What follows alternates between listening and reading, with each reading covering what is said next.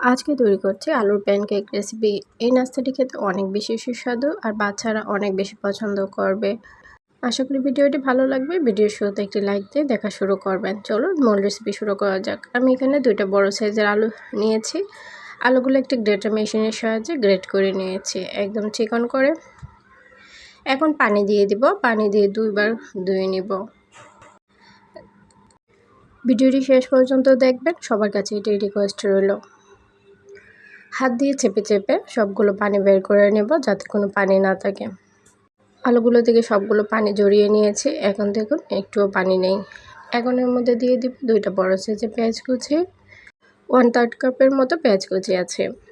দিয়ে দিব কিছু ধনিয়া পাতা কুচি, কিছু কাঁচামরিচ কুচি, ঝালটা আপনাদের পছন্দ অনুযায়ী। দিয়ে দিব 1/4 চা চামচ পরিমাণ জিরের গুঁড়ো এবং 1/4 চা চামচ পরিমাণ শুকনো মরিচের গুঁড়ো, স্বাদ মতো লবণ। দিয়ে দিচ্ছি 1/4 চা চামচ পরিমাণ চিলি ফ্লেক্স। এখন সবগুলো উপকরণ ভালো করে মিশিয়ে নেব। মেশানো হয়ে গেলে তাতে একটি ডিম ভেঙে দিব। ডিমটা ভালো করে ফেটিয়ে নিয়েছি, তাতে আর কোনো সমস্যা হবে না, তাড়াতাড়ি কিন্তু এই কাজটা হয়ে যাবে। এখন ডিমের সাথে সবগুলো উপকরণ ভালো করে মিশিয়ে নিচ্ছি। এখানে আমি 1 টেবিল চামচ পরিমাণ কর্নফ্লাওয়ার দিয়েছি, সেটা ভিডিওটি স্কিপ হয়ে গিয়েছে। এখন একটি প্যানে 2 টেবিল চামচ পরিমাণ তেল গরম করে নিয়েছি। আমি একদম কম তেলে ভাজার চেষ্টা করছি, আপনারা বেশি তেলেও ভাজতে পারেন। এখন সবগুলো দিয়ে দিব।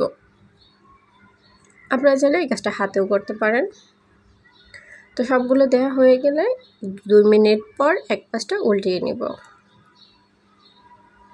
এভাবে করে সবগুলো উল্টিয়ে নিব।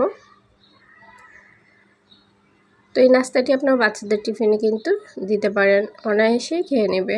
আর বিকালে নাস্তার জন্য অনেক মজার একটি নাস্তা। আশা করি ভিডিওটি সবার কাছে ভালো লাগবে।